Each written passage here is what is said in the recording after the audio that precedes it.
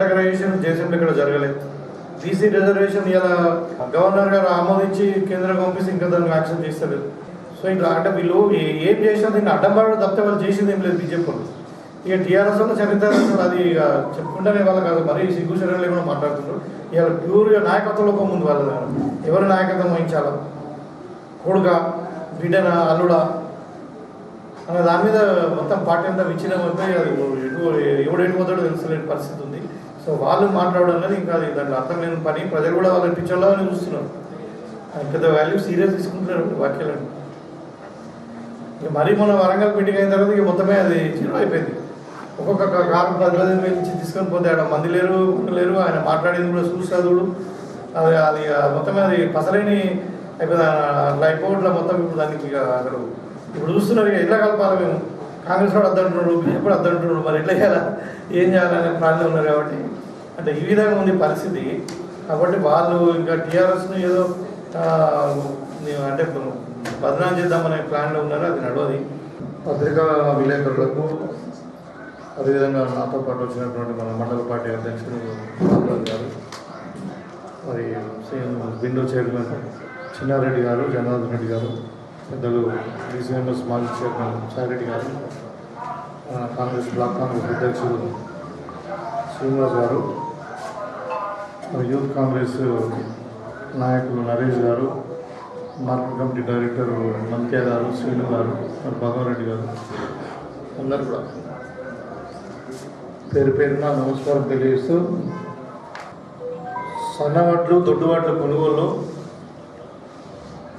ఈరోజు రికార్డు స్థాయిలో దగ్గర 8 లక్షల మెట్రిక్ టన్నుల వరి ధాన్యాన్ని మన నిజామాబాద్ జిల్లాలో ఇప్పటివరకు ప్రొక్యూర్ చేయడం జరిగింది.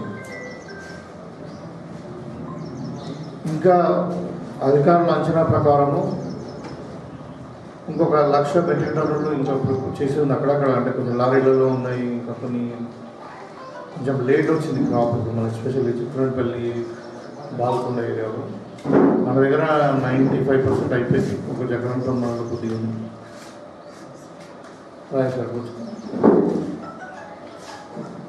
అయితే పోయిన వానాకాలం 1,55,00,000 మెట్రిక్ టన్నుల ధాన్యం మన తెలంగాణలో, ఇప్పుడు 1,30,00,000. అంటే 2 పంటలు కలిసి ఈ వానకాలంలో ఏసంగి కలిసి కాంగ్రెస్ పార్టీ అధికారంలోకి వచ్చిన తర్వాత కాళేశ్వరం నీళ్లు వాడకుండా ఇవాళ 2,80,00,000 మెట్రిక్ టన్నుల వరి ధాన్యాన్ని రైతులు పండించారు. ఇదొక రికార్డు, ఇది భారతదేశ చరిత్రలోనే రికార్డు.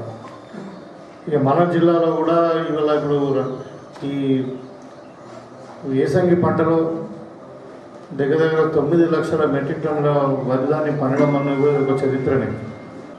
అయితే దీనికి మేము అప్పుడు గతంలో మీరు ఆలోచించినట్టయితే టీఆర్ఎస్లో వరి పూతకు వచ్చిందంటే రైతులకు ఒక భయం. అంటే ఎంతగానో పూత తీస్తారో కడత తీస్తారో, మరి కొంటరా కొనరా, తడిస్తే ఒక రేటు, తడకుంటే ఒక రేటు. ఎందుకంటే ఆ టైంలో మీరు గుర్తుపెట్టుకోండి, ఇప్పుడు కేసీఆర్ ఏమన్నాడు, వరేస్తే ఉరే అని చెప్పింది, పళ్ళు కొనమేమని చెప్పింది. తర్వాత కాంగ్రెస్ పార్టీ తెచ్చిన రైతులతో కలిసి వచ్చిన ఒత్తిడి వల్ల కొంటామని చెప్పింది. అంటే 10 ఒక్కొక్క క్వింటాలకు 10 కిలోల చొప్పున కట్ చేసి ఒక్కొక్క రైతుకు 25-30 రూపాయలు నష్టం చేసారు. వాళ్ళ డబ్బులు కూడా మీరు చూస్తే ఒక మే ఎండింగ్ వరకు, May ending June 1st week వరకు కూడా వాళ్ళు కొనుగోలు చేసారు. తర్వాత పైసలు అయితే 2 నెలల దాకా రాలేదు. మీరు స్ట్రాటజీస్ చూడొచ్చు. ఇవాళ కాంగ్రెస్ పార్టీ అధికారంలోకి వచ్చిన తర్వాత ఎన్నడూ చరిత్రలో లేనటువంటి పంట పండినప్పటికీ మరి వాళ్ళు ఎక్కడ కొరత లేదు. అంటే నీకు లేబర్ కొరత లేకుండే, గిన్ని బ్యాగ్స్ కొరత లేకుండే, లారీల కొరత లేకుండే, డౌన్లోడింగ్ కొరత లేకుండే, ఇలా మరి రైతులకు కూడా ఎక్కడ కూడా కొరత లేకుండా 100% వడ్లకు మొత్తం కూడా ఇలా వారం రోజుల్లోనే పేమెంట్ కూడా జరుగుతూ ఉంది. ఇక సరే ఇంకో వారం 10 రోజుల్లో ఇంకా ఈ బోనస్ కూడా సన్నవాళ్ళకి బోనస్ కూడా ఇస్తామని చెప్పినాం. బోనస్ కూడా ఇస్తాం. అంటే నిజంగా ఇది ఒక చరిత్ర. కాంగ్రెస్ పార్టీ ప్రజాపాలనలో రైతులు రాజు చేయడం అంటే మరి ఇవాళ రైతులు ఏ విధంగా పంట పండించారంటే ఒక్కొక్క ఎకరానికి దగ్గర 30 నుండి 35 క్వింటాలు పంట పండింది. సో మీరు 500 రూపాయలు అంటే లెక్క పెట్టుకుంటే ఎకరానికి 15,000 రూపాయలు. సో 2 పంటలకి 30 రూపాయలు లాభం వచ్చింది రైతు, అడిషనల్ లాభం. అంటే ఇది రైతులు రాజు చేయడం అంటే ఇవాళ మాటల్లో కాదు, ఇలా మేము ప్రొక్యూర్మెంట్ చేసి చూపించినాం. దీనికి ముఖ్యంగా నేను రెవెన్యూ అధికారులను, మరి సోషల్ మన సివిల్ సప్లై అధికారులను, కోఆపరేటివ్ సెక్టర్కి సంబంధించిన అధికారులను, మరి పోలీస్ డిపార్ట్మెంట్ అందరూ కూడా నేను ప్రశంసిస్తూ ఉన్నాను. నిజంగానే వాళ్ళందరూ కూడా ఒక సమిష్టిగా ఈ 4 డిపార్ట్మెంట్లు సమిష్టిగా పనిచేసి మరి వాళ్ళ రైతులకు ఏమి ఇబ్బంది కాకుండా చేన్లకే పోయి వడ్లు కొని మరి వాళ్ళకు కడతలకు కూడా కొని మరి ఇవాళ రైతులకు అకౌంట్లో డబ్బులు వేసేటువంటి సందర్భం. అదేవిధంగా ఇందిరమ్మ ఇల్లు గతంలో మీకు అందరూ కూడా తెలుసు, 10 ఏళ్లలో డబుల్ బెడ్రూమ్ ఇల్లు అన్నారు. మరి ఎక్కడ కట్టిన దాఖలాలు లేవు. ఇప్పుడు దర్పల్లిలో 40 ఇళ్ళు కట్టినట్టున్నారు. అవి కూడా ఇక్కడ డిస్ట్రిబ్యూషన్ జరగలేదు. సో అవి కూడా ఇన్కంప్లీట్ ఉన్నాయి. అక్కడ ఎలక్ట్రిసిటీ ఉంటే డ్రైనేజ్ లేదు, డ్రైనేజ్ ఉంటే ఇన్ఫ్రాస్ట్రక్చర్ ఇంకా లేదు. కాబట్టి అంటే ఈ సందర్భంగా ఇవాళ ప్రతిష్టాత్మకంగా మరి ఏదైతే కాంగ్రెస్ పార్టీ అధికారంలోకి వచ్చిన తర్వాత మేము ఆ రోజు ఎన్నికల మేనిఫెస్టోలో చెప్పినట్టు ఇల్లు లేని ప్రతి పేదవానికి ఇందిరమ్మ ఇల్లు ఇస్తాం, అది కూడా 5 లక్షల రూపాయలు ఇస్తామని చెప్పడం జరిగింది. ఈరోజు మనము గైడ్లైన్స్ కంప్లీట్ చేసుకొని ఎలిజిబిలిటీ క్రైటీరియా తీసుకొని మరి 400 నుండి 600 వరకు, 400లకు తగ్గకుండా 600లకు మించకుండా అంటే ఎస్ఎఫ్టీ కొని ఇల్లు కట్టుకోవచ్చు అని చెప్పి ఇలా మనము ఇల్లు లేని నిరుపేదలందరూ కూడా ఇల్లు శాంక్షన్. అయితే ఇవాళ మన కాన్స్టిట్యున్సీకి ఇవాళ డేటా ఇవ్వాలటి వరకు ఆల్రెడీ 3,200 ఇల్లు శాంక్షన్ అయినాయి. ఇంకా మనకు 6 డివిజన్లు ఉన్నాయి. 6 డివిజన్లు కాకనే మనకు 7 మండలాలకే 3,200 ఇండ్లు మనం ఇలా ఆల్రెడీ శాంక్షన్ చేసుకున్నాం. మనం ప్రొసీడింగ్ కూడా ఇచ్చుకున్నాం. ఇప్పుడు మీకు అన్ని గ్రామాలలో ముగ్గు కూడా పోసుకుంటున్నారు. సో ఇంకా చాలా ఇప్పుడు ఎంక్వైరీ జరుగుతూ ఉంది. మన దగ్గర డిమాండ్ ఎక్కువ ఉంది. మనకు శాంక్షన్ అయిన 3,500 అయినప్పటికీ 3,300 200 చెప్తున్నా, 2,299 అయినట్టున్నాయి. 300 రాసుకుంది. ఇంకా 6 డివిజన్లలో ఒక్కొక్క డివిజన్లో మనం 100 ఇండ్లు ఇచ్చినాం అంటే ఒక 600 అయితే ప్లస్ ఇంకొక దగ్గర 1000 ఇండ్ల దాకా మనకి ఇప్పుడు ఎంక్వైరీ నడుస్తూ ఉంది. సో ఇవాళ దగ్గర 4,500 ఇండ్లలో ఇవాళ ఇందిరమ్మ ఇండ్లు స్టార్ట్ కాబోతూ ఉన్నాయి త్వరలోనే మన రూరల్లో. గతంలో వాళ్ళు 10 ఏళ్లలో ఒక 50 ఇండ్లు కూడా కట్టలేదు. ఇప్పుడు ఎగ్జాంపుల్ చెప్తామని, ఇప్పుడు మన ఇందల్వాయిలో కూడా అదే పరిస్థితి. ఇందల్వాయి గ్రామంలో ఒక 25 కట్టింది. ఆడ కూడా డ్రైన్ లేదు, వాటర్ లేదు, నీళ్ళు లేవు. ఆ ఇచ్చిన వాళ్ళు సెల్ఫ్ ఆక్యుపై చేసుకున్నారు.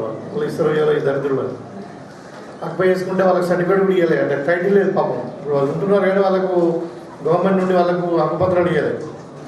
అంటే ఈ విధంగా అంత మోసం చేస్తే ఇవాళ ఇందిరమ్మ ఇల్లు మనం సాక్షి చేసుకున్నాం. ఇందిరమ్మ ఇళ్లలో మీకు ముఖ్యంగా ఇప్పుడు ఫేజ్ 1 ఇది.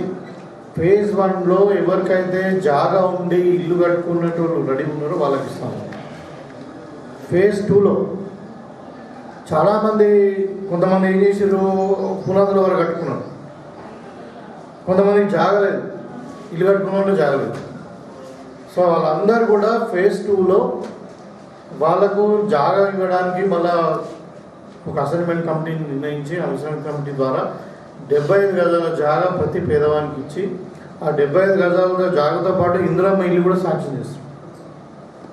వెంటనే ఆ జాగాకు సంబంధించిన టైటిల్, జాగా ప్లాట్ నెంబర్ చెప్పి ఇస్తాము, దానికి ప్రొసీడింగ్ ఆర్డర్ ఇస్తాము, భూమిది, తర్వాత దాని వెంటనే ఇందిరమ్మ ఇల్లు కూడా శాంక్షన్ చేస్తాం. అది కాకుండా ఇప్పుడు ఆల్రెడీ అక్కడక్కడ కొన్ని ఇక్కడ కొంచెం గోడలు కట్టిరు, సిమెంట్ ఏదో ప్లాస్టింగ్ చేసిరు, కానీ చాలా జాగాలు ఏమున్నాయి, పునాదులు తవ్విరు, కొంచెం చాలా స్లాబ్లు వేసిరు, ఇట్లా రకరకాలు ఉన్నాయి ఇందిరమ్మ ఇల్లు కొన్ని ఊళ్ళలో. అవన్నీ కూడా ఇప్పుడు ఎవరికైతే ప్లాట్లు లేవో వాళ్ళందరూ కూడా అలర్ట్ చేయబోతున్నాం. ప్లాట్లు లేని వాళ్ళకు, ఇండ్లు కట్టుకునే వాళ్ళకు ఆ ఇందిరమ్మ ఇండ్లు, ఇన్కంప్లీట్ ఉన్న ఇందిరమ్మ ఇండ్లు అన్నీ కూడా మేము అలర్ట్ చేస్తాం. ఆ ఏ స్టేజ్లో ఆ స్టేజ్ వరకు లెక్క కట్టి, ఇప్పుడు ప్రభుత్వం ఇచ్చేది 5 లక్షలు. సపోజ్ స్లాబ్ వరకు ఇచ్చారు అనుకో 1 లక్ష 2 లక్షలు కట్ చేస్తారు. సపోజ్ పునాదుల వరకు అనుకో 1 లక్ష కట్ చేసి వాళ్ళ కాంట్రాక్టర్ని ఎగ్జిట్ చేస్తారు, కాంట్రాక్టర్కి ఇవ్వరు ఇక్కడ డబ్బులు. మళ్ళీ లబ్ధిదారులను ఐడెంటిఫై చేస్తాం మనం, లబ్ధిదారులకు అలాంటి చేసిన తర్వాత వాళ్ళకి బ్యాలెన్స్ అమౌంట్ వాళ్ళకి కట్టుకోమని మనం ఇస్తాం. ఇక వాళ్ళు కట్టుకుంటారా, మేస్త్రి పెట్టుకుంటారా, లేకుంటే కాంట్రాక్టర్తో కట్టించుకుంటారా అనేది, కానీ కాంట్రాక్టర్ వ్యవస్థ అనేది ఇంధనం మిల్లులో లేదు.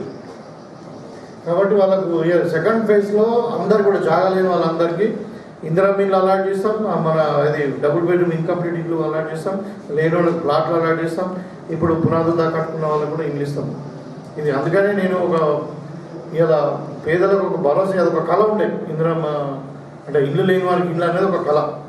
మరి వాళ్ళ కళ నిజంగా కాబోతుంది. కాంగ్రెస్ పార్టీ వచ్చి ఇలా కరెక్ట్ సంవత్సరం అయింది, డిసెంబర్లో వచ్చినాం మనం, ఇవాళ మనం మేలో ఉన్నాం. సంవత్సరాల కాలంలోనే ఒక నియోజకవర్గంలో ఇలా మేము దగ్గర 4,500 ఇళ్ళు మేము కట్టి చూపిస్తున్నాము, చెప్పడం కాదు. సో నాకు పూర్తి విశ్వాసం ఉంది, రాబోయే ఇంకా 2-3 ఏళ్లలో 3-4 సంవత్సరాలు ఇంకా ఈ ప్రభుత్వం ఉంటుంది. 3-4 సంవత్సరాల వరకు మళ్ళీ ఎన్నికల వరకు నియోజకవర్గంలో ఎంతమంది ఉండని మొత్తం 100% అంటే ఇల్లు లేని వారు ఉండకూడదు అన్నదే ప్రభుత్వం యొక్క భావన. అది ఖచ్చితంగా ఆ టార్గెట్ రీచ్ అవుతామని చెప్పి నేను భావిస్తున్నాను. ఇక చాలామంది మొన్న ప్రశాంత్ రెడ్డి ఇంకోడో మాట్లాడుతూ ఉండే, కాంగ్రెస్ వాళ్ళు డబ్బులు తీసుకుంటున్నారు అని. ఇప్పుడు వాళ్ళు చేసిన చరిత్ర వాళ్ళకు గుర్తు చేస్తే తలుచుకున్నాను.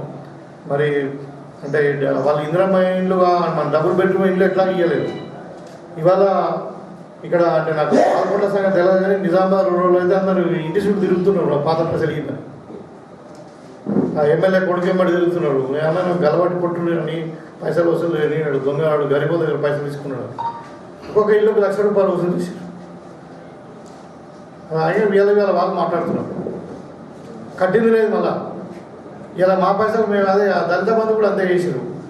దళిత బంధువులు కూడా పైసలు తీసుకుంటే మేము అది దళిత బంధు స్కీమ్ బంద్ అయింది, గృహలక్ష్మి స్కీమ్ బంద్ అయింది, బీసీ బంధు లేదు, ఎస్సీ బంధు లేదు, ఎస్టీ బంధు లేదు. ఆ బంద్ అయిపోయిన వీటికి కూడా పైసలు ఇస్తే మీరు గల్లబట్టి వసూలు చేసుకోమని చెప్పినాం ఆ రోజు. ఇక మరి వాళ్ళు పాపం ఎటు దొరుకుతున్నాడో వాళ్ళు ఎప్పుడో అడుగుతున్నారో లేదు తెలుసలేదు, కానీ అంటే అంత దుర్మార్గమైన ఆలోచనతో వాళ్ళు పనిచేసారు. ఇవాళ మేము ఎక్కడ ₹1 తీసుకునే అవసరం లేదు, తీసుకోలేదు ఎవరు కూడా. నేను ఇంకా మీకు పత్రికాముఖం కూడా చెప్తున్నా కదా, ఇందిరమ్మ ఇండ్లల్లో ఎవరైనా వాళ్ళు సెక్రటరీ కానీ, ఎంపీడీఓ కానీ, ఇంకెవరైనా కానీ మా కాంగ్రెస్ నాయకులు కానీ, ఇందిరమ్మ కమిటీ వాళ్ళు కానీ ఎవరైనా డబ్బులు అడితే నాకు డైరెక్ట్ ఫోన్ చేయండి, వాళ్ళ మీద సీరియస్ యాక్షన్ ఉంటాయి. ఇవాళ జీరో కరప్షన్తో పేదవాని కళను నిజం చేస్తున్నాం మేము. ఇలా ఇందిరమ్మ ఇండ్లు ఇస్తున్నాం, ఇలా రైతును రాజు చేయడానికి మనము మొత్తం ఖర్చు లేకుండా వడ్లు కొని ₹500 బోనస్ ఇస్తున్నాం, ఇలా సన్న బియ్యం ఇస్తున్నాం, ఇలా రేషన్ కార్డులు లేని వాళ్ళందరూ కూడా రేషన్ కార్డులు ఇస్తున్నాం. ఇవాళ ఈ విధంగా నిజంగా అంటే ఇప్పుడు ఇందిరమ్మ రాజ్యం ప్రజాపాలన ఇలా వెలుగులిస్తూ ఉన్నది, ప్రజలందరూ ఆనందంగా ఉన్నారు. వాళ్ళు మాట్లాడుతుంటారు వీళ్ళు ఇందిరమ్మ ఇళ్ళలో డబ్బులు తీసుకుంటున్నారు. ఇక మరి వాళ్ళు పాపం ఎటు దొరుకుతున్నాడో వాళ్ళు ఎప్పుడో అడుగుతున్నారో లేదు తెలుసలేదు, కానీ అంటే అంత దుర్మార్గమైన ఆలోచనతో వాళ్ళు పనిచేసారు.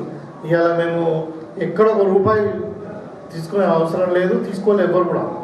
నేను ఇంకా మీకు పత్రికాముఖం కూడా చెప్తున్నా కదా, ఇందిరమ్మ ఇండ్లల్లో ఎవరైనా వాళ్ళు సెక్రటరీ కానీ, ఎంపీడీఓ కానీ, ఇంకెవరైనా కానీ మా కాంగ్రెస్ నాయకులు కానీ, ఇందిరమ్మ కమిటీ వాళ్ళు కానీ ఎవరైనా డబ్బులు అడితే నాకు డైరెక్ట్ ఫోన్ చేయండి, వాళ్ళ మీద సీరియస్ యాక్షన్ ఉంటాయి. ఇవాళ జీరో కరప్షన్తో పేదవాని కళను నిజం చేస్తున్నాం మేము. ఇలా ఇందిరమ్మ ఇండ్లు ఇస్తున్నాం, ఇలా రైతును రాజు చేయడానికి మనము మొత్తం ఖర్చు లేకుండా వడ్లు కొని ₹500 బోనస్ ఇస్తున్నాం, ఇలా సన్న బియ్యం ఇస్తున్నాం, ఇలా రేషన్ కార్డులు లేని వాళ్ళందరూ కూడా రేషన్ కార్డులు ఇస్తున్నాం. ఇవాళ ఈ విధంగా నిజంగా అంటే ఇప్పుడు ఇందిరమ్మ రాజ్యం ప్రజాపాలన ఇలా వెలుగులిస్తూ ఉన్నది, ప్రజలందరూ ఆనందంగా ఉన్నారు. వాళ్ళు మాట్లాడుతుంటారు వీళ్ళు ఇందిరమ్మ ఇళ్ళలో డబ్బులు తీసుకుంటున్నారు ఇంకేదని, అంతా పూర్తిగా అవాస్తవం. వాళ్ళు పాత బ్రహ్మల్లో ఉన్నారు, వాళ్ళలాగా అందరూ ఉంటారని వాళ్ళు అనుకుంటున్నారు. ఆ కేసీఆర్ ఫ్యామిలీ లాగానో టీఆర్ఎస్ లాగానో ఎవరు ఉండరు. ఇవాళ వాళ్ళది ఏమవుతుంది, ఇవాళ కేసీఆర్ ఫ్యామిలీ చిల్లదిద్దులు అయిపోయి హరీష్ రావు టీడీపీలో పోతుండని చూసి వస్తున్నారు. కవితనైతే ఏదో పాస్పోర్ట్ తీసుకొని పర్మిషన్ తీసి ఏదో అమెరికా పోయింది. ఈయన కేటీఆర్ ఏమో లండన్ పోతుండని తెలుసు. ఆడ ఆధిపత్యం పోరు జరుగుతుంది. ముసలాయన ఎప్పుడు పోతాడు, నేను ఎప్పుడు ఈమె సపరేట్ పార్టీ పెడతారంట కవిత. ఇక హరీష్ రావు అంటున్నాడు నాకేం అవసరం లేదు కేటీఆర్కి ఇచ్చేయండి అని ఆయన అంటున్నాడు. అలా అంటే ఒక కుటుంబంలో ఒక చిన్న చిదురైపోయి ఒక నాయకత్వ లోపం కనబడి ఇలా మూతపడే పరిస్థితి వచ్చింది. ఇక వేరే వాళ్ళతో లీగల్ ఇప్పిస్తున్నాడు కాంగ్రెస్లో కలుద్దామా బీజేపీలో కలుద్దామా ఒకడు వెళ్తాడు అని కలపడానికి. అంటే అలాంటి దుస్థితిలో ఇలా టీఆర్ఎస్ పార్టీ ఉంది. అది మనగడ సాగదు. అది మూతపడే పార్టీ టీఆర్ఎస్ అనేది ప్రజలు మర్చిపోయారు. ఇంకా వాళ్ళు కాంగ్రెస్ మీద మాట్లాడడం అనేది దయాలు వేదాలు వాదించినట్టు ఉంటుంది. కాంగ్రెస్ ఏ స్కీమ్ అయినా ఇవాళ అప్పుల పాలైన తెలంగాణని ఇలా పునర్నిర్మాణం జరుగుతూ ఉంది వాళ్ళు చేసిన అప్పుల వల్ల.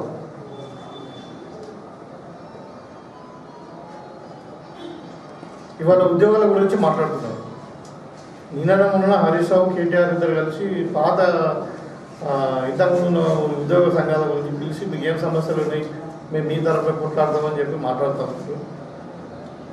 ఇవాళ ఉద్యోగులకు రావాల్సిన డిఏలు కానీ, ఇవాళ ఉద్యోగులకు రావాల్సిన పిఆర్సీ కానీ, ఇవాళ ఉద్యోగులకు కావాల్సిన రిటైర్మెంట్ బెనిఫిట్స్ కానీ, ఇవాళ ఉద్యోగులకు రావాల్సిన ప్రమోషన్స్ సంబంధించిన బెనిఫిట్స్ కానీ, లేకుంటే పెన్షన్స్ కానీ, ఇవన్నీ కూడా ఏదైతే ప్రాబ్లమ్స్ ఉన్నాయో దానికి అన్నిటికీ మూల కారణం ఎవరు? గత 10 సంవత్సరాలు పరిపాలించినటువంటి టీఆర్ఎస్ వాళ్ళే. వాళ్ళకు 10 ఏళ్ళు ఒక డిఏ ఇవ్వలేదు, రిటైర్మెంట్ ఉద్యోగులకు వాళ్ళకి రిటైర్మెంట్ బెనిఫిట్స్ ఇవ్వలేదు. నాకు తెలిసిన లెక్క ప్రకారం దగ్గర 8,000 కోట్ల రూపాయలు చూసి పెట్టిపోయారు. ఇప్పుడు వాళ్ళు మాట్లాడుతున్న ఉద్యోగులకు మేము కాపాడుతాం, మీరు కాంగ్రెస్ మీద కొట్లాడుతుంది అల్టిమేట్గా మీది అంటే రెచ్చగొట్టే వ్యాఖ్యలు తప్పితే ఇప్పుడు నీకు అధికారంలో ఎవరు చేయగలుగుతాను నేను.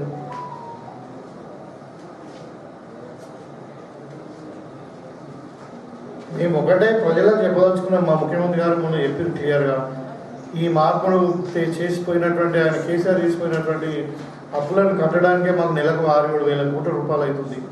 మరి అప్పులను కూడా అది కూడా ఎఫ్ఆర్బిఎం దాటి రిజర్వ్ బ్యాంక్ పరిధిని దాటి మనం బయట చేసిన అప్పులన్నీ కూడా మనం రిజర్వ్ బ్యాంక్ పరిధిలోకి తీసుకొస్తున్నాం. ఎందుకంటే బయట చేసినప్పుడు కార్పొరేషన్స్ పేరు మీద చేసినప్పుడు దగ్గర 53 లక్షల కోట్లు ఉన్నాయి.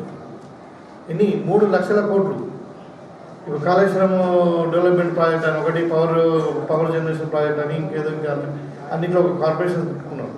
దాని పవర్ ఫైనాన్స్ కార్పొరేషన్ అని అది పెట్టి బయట తెచ్చింది రోడ్డు అట్లా తాకడ పెట్టి దాన్ని వైద్య పెట్టేసి 12% బ్యాంకులోకి తెచ్చాడు. 12% ఏమంటుందని వడ్డీ. జనరల్గా ఆర్బీఐ లోబడి అండి, ఎఫ్ఆర్బిఐకి లోబడి రిజర్వ్ బ్యాంక్ అప్రూవ్డ్ మనం లోన్ తెచ్చుకుంటేనేమో అది 5% ఉంటుంది. 5% ఎక్కడ 12% అయింది. దాన్ని ఇప్పుడు మనం ఏం చేస్తున్నాము, మనం పెరిగిన ఎవ్రీ ఇయర్ గ్రోత్ పెరుగుతూ ఉంటుంది కదా. మన స్టేట్ యొక్క జిఎస్డిపి పెరుగుతుంది. ఆ జిఎస్డిపి పెరిగిన దాంట్లో మనకు ఎఫ్ఆర్బిఐ కూడా పెరుగుతుంది. దానికి ఈ లోక్సభ దాన్ని కన్వర్ట్ ఇస్తున్నాం. అట్లా మనకు అంటే ఖర్చు తగ్గుతుంది, ఇంట్రెస్ట్ రేట్ తగ్గించుకోవడానికి. వాళ్ళు చేసిన పనుల వల్ల ఇదంతా. వాళ్ళు ఇది కాదు, మొత్తం 40,000 కోట్లు డ్యూస్ పెట్టిపోయారు. బాకీలు కాదండి, పని చేసిన కాంట్రాక్టర్కి ఇచ్చేటి, మధ్యాహ్న భోజనం ఇచ్చేటి, ఆరోగ్యశ్రీ పథకానికి ఇచ్చేటి, ఫీజు రియంబర్స్మెంట్ ఇచ్చేటి, ఇవన్నీ కలిసి 40,000 కోట్లు ప్రభుత్వం మీద బాకీలు పెట్టిపోయింది పార్టీ. కాంట్రాక్టర్లు పైసలు వేయించుకున్నాం, పని చేయించుకున్నాం, పైసలు లేదు. అలాంటి పరిస్థితులలో ఇలా మనము ఒకటి చేసుకుంటూ వస్తున్నాము. ఇక వాళ్ళు కూడా ఇలా ఉద్యోగులకు మేము అంటే ఉద్యోగాలు అసలు కాంగ్రెస్ పార్టీ వచ్చినాక ఉద్యోగాలు ఇచ్చినాం. ఇలా 60,000 ఉద్యోగాలు ఇచ్చినాం. ఇంకా ఇప్పుడు బీసీ రిజర్వేషన్ మనం పెంచుతున్నాము. తర్వాత ఎస్సీ కేటగరైజేషన్ చేసినాము. ఇప్పుడు ఈ మంత్ ఎండింగ్లో మనకు నోటిఫికేషన్స్ వస్తూ ఉన్నాయి. ఉద్యోగులకు ప్రమోషన్స్ ఇచ్చినాము, ట్రాన్స్ఫర్స్ ఇచ్చినాము. టీచర్లను అందరూ కూడా మనం రిక్రూట్ చేసుకున్నాము. అట్లా ఈ విధంగా మనం చేసుకుంటూ పోతుంటే ఉద్యోగులను కాపాడిందే కాంగ్రెస్ పార్టీ. ఇవాళ ఉద్యోగులను రెచ్చగొట్టి ప్రభుత్వం మీద అడ్డుపెట్టి ఇవ్వమని మేము వెనుకున్నామని చెప్పి రెచ్చగొట్టే వాక్యాలు కార్యక్రమాలు చేస్తూ ఉన్నారంటే వాళ్ళకు ఏమాత్రం ఈ తెలంగాణ బాగుపడడు అని ఇష్టం లేదు. తెలంగాణ నాశనం చేసినాం, ఇంకా మొత్తం ఇంకా నాశనం కావాలని. ఇవాళ రేవంత్ రెడ్డి గారి నాయకత్వంలో తెలంగాణ నంబర్ 1 రాష్ట్రంగా ఎదురబోతుంది. నేను చెప్పిన ఇవన్నీ స్కీమ్స్ ఎక్కడ ఈ బీజేపీలు ఇన్ని పొంగనాలు కొడతారు. ఇవాళ ఎక్కడైనా 19 రాష్ట్రాలలో 29 రాష్ట్రాల్లో 15 రాష్ట్రాలు బీజేపీలు ఉన్నారు. ఎక్కడైనా ఈ స్కీమ్లు అమలు అవుతున్నాడు. ఎక్కడైనా పేదోళ్ళకి మీరు ఇంద్రమిల్ ఇచ్చిరా? ఎక్కడైనా పేదోళ్ళకి సన్నబియ్యం ఇచ్చిరా? ఎక్కడైనా రైతు మీరు రుణమాఫీ చేసిరా? మీరు ఎక్కడైనా రైతుకి బోనస్ ఇచ్చిరా? ఇయ్యరు. ఇవాళ ఇంకొక స్కీమ్ కూడా రేపు స్టార్ట్ కాబోతున్నది.